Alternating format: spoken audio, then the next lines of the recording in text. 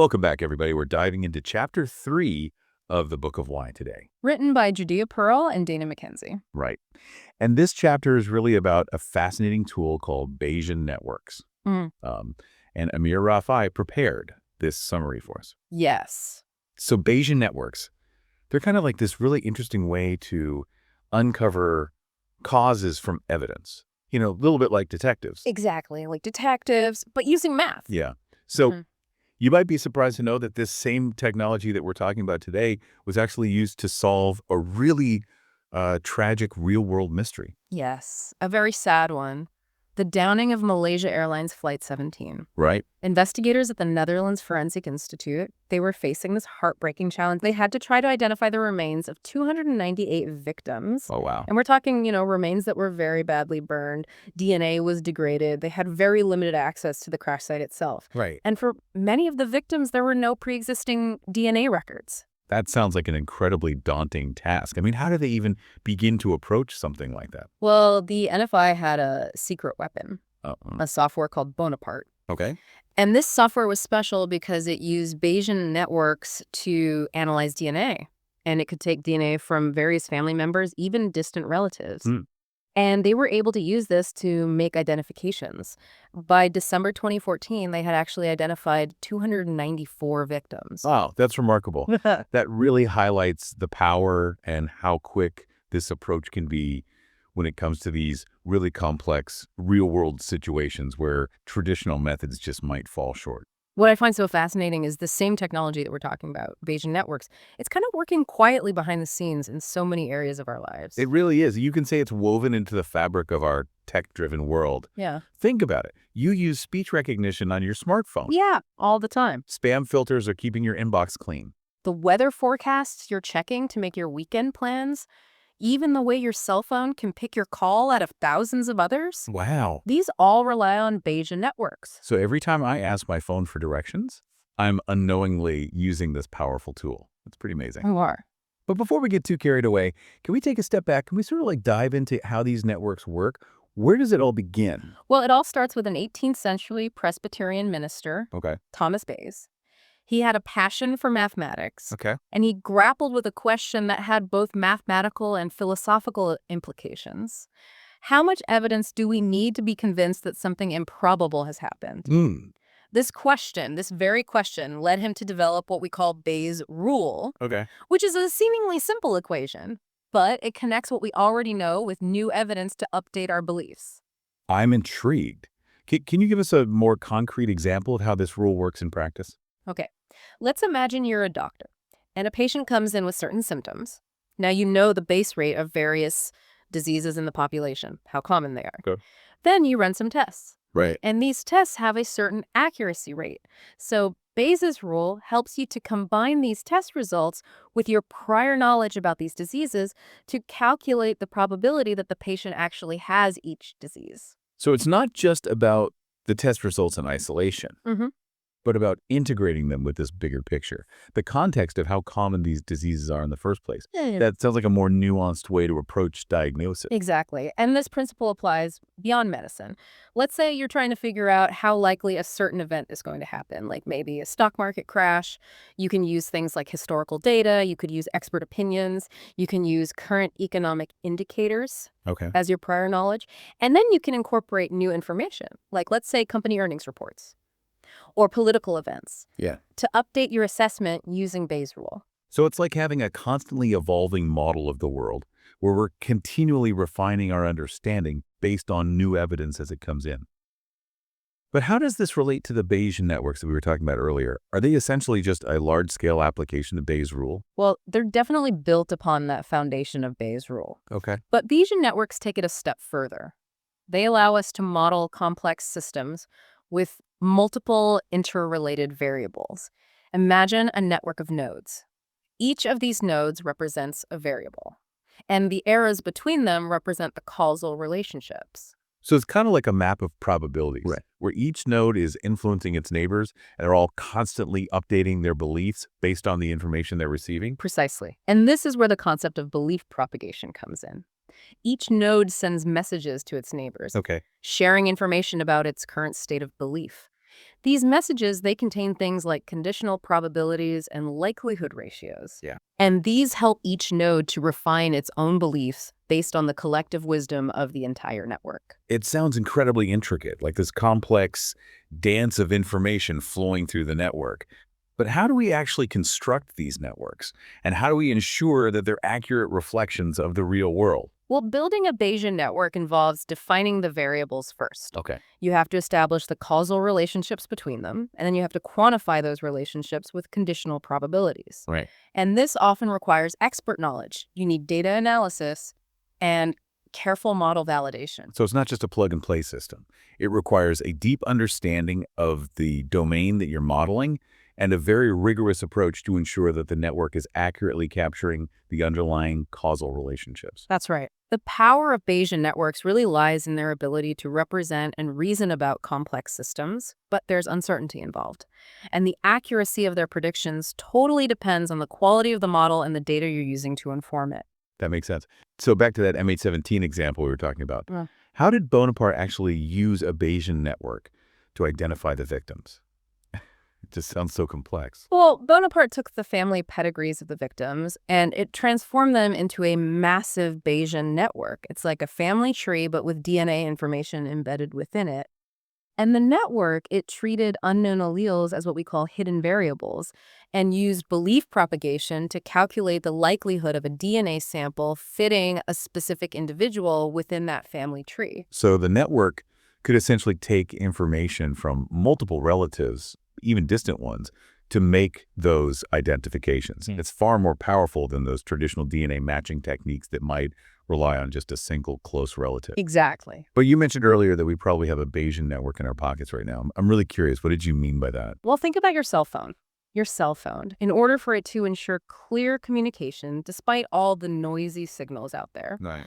it relies on these things called error correction codes, and they use redundancy to combat transmission errors. And guess what powers these codes? I'm going to guess Bayesian networks. You got it, Bayesian networks, specifically something called turbo codes.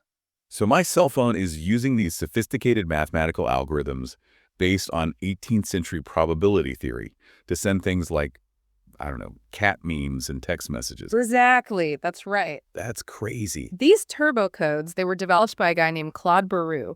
They encode messages twice, and then they use belief propagation for decoding. And the result?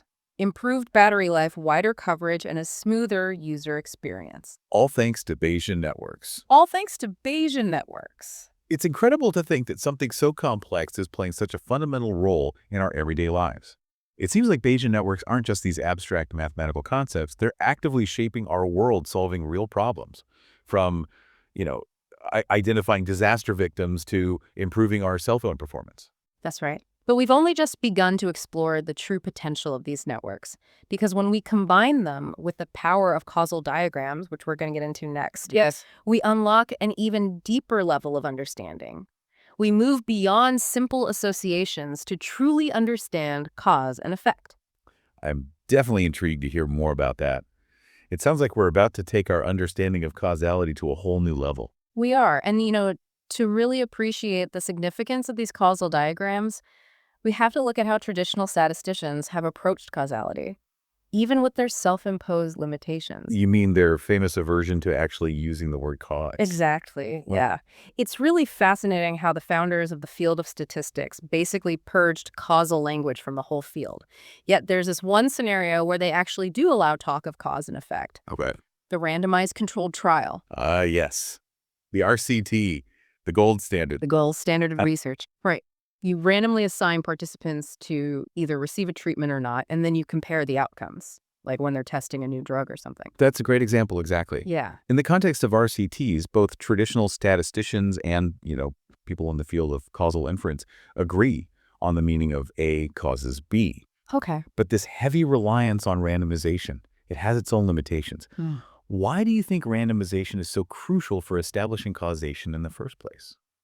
Well, it seems like it would help to eliminate bias and ensure that any observed effects are due to the treatment itself, not some other hidden factor. That's a great point.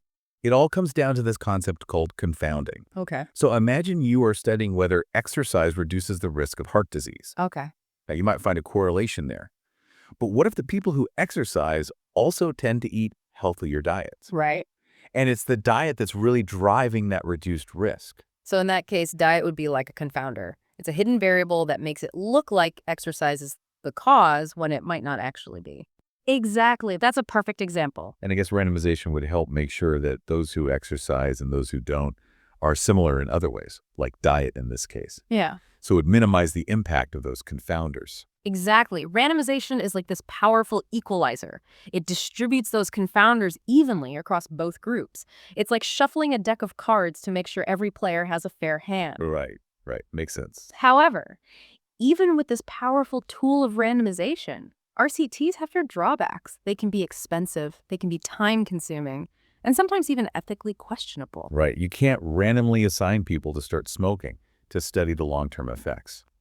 So that brings us back to the power of those causal diagrams. They can help us understand confounding in situations where RCTs are impossible or unethical.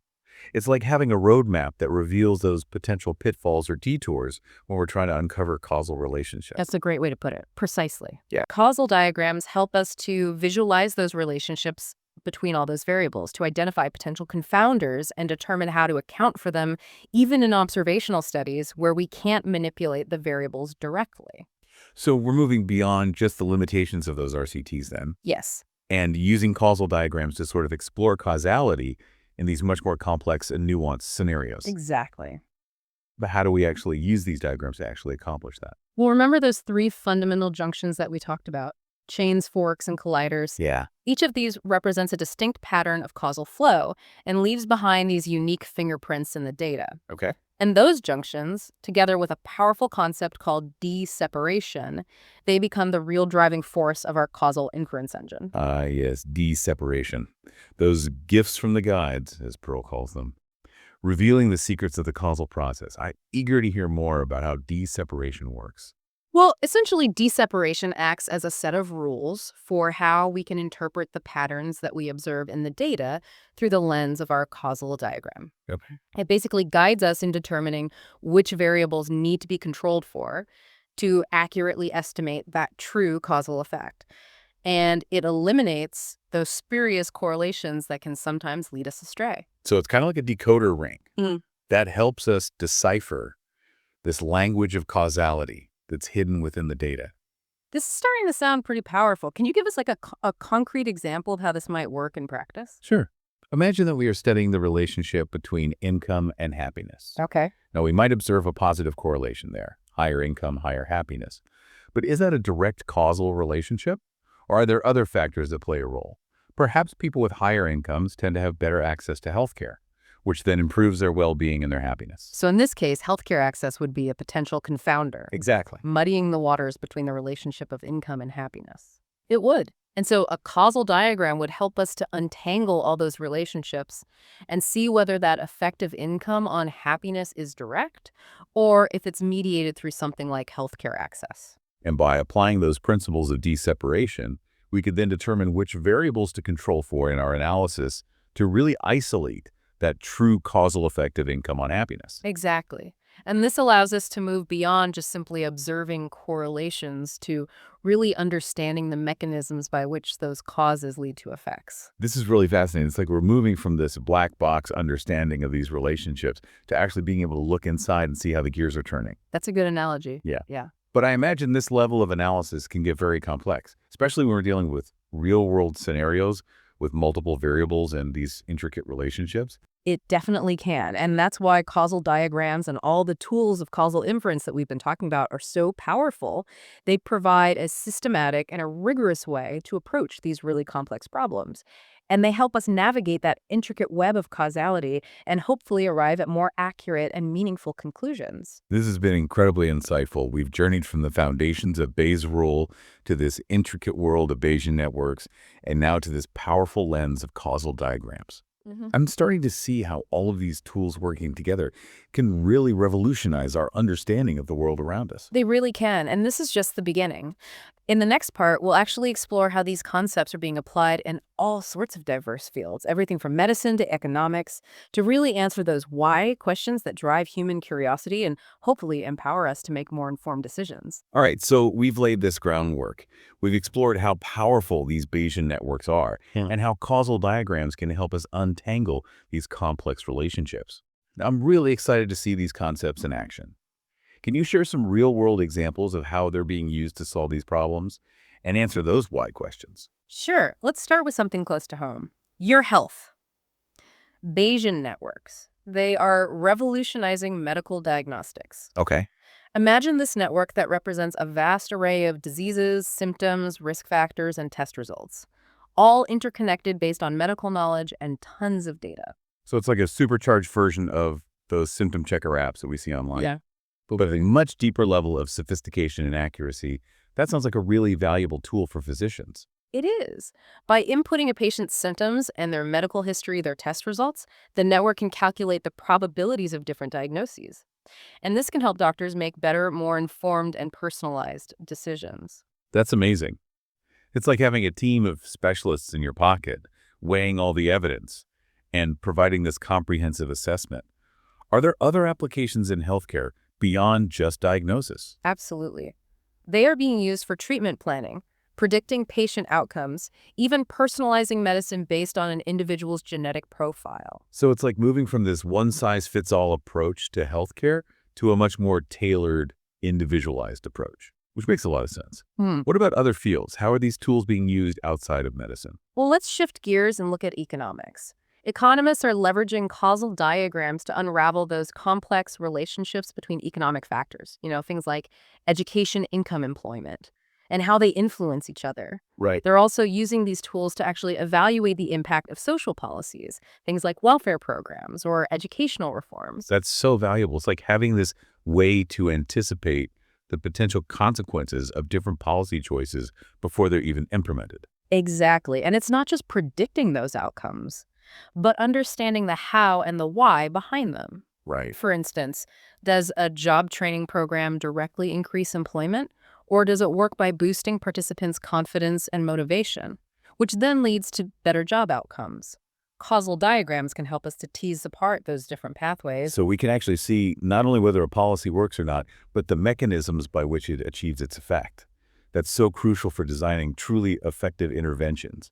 This is really revolutionary. It seems like these tools that we've been talking about have this potential to transform so many different fields. You're right. And we're still in the early stages of developing and applying these methods. As we refine these tools and integrate them with other approaches, well, the possibilities are pretty much boundless. It's exciting to think about where this journey will lead us.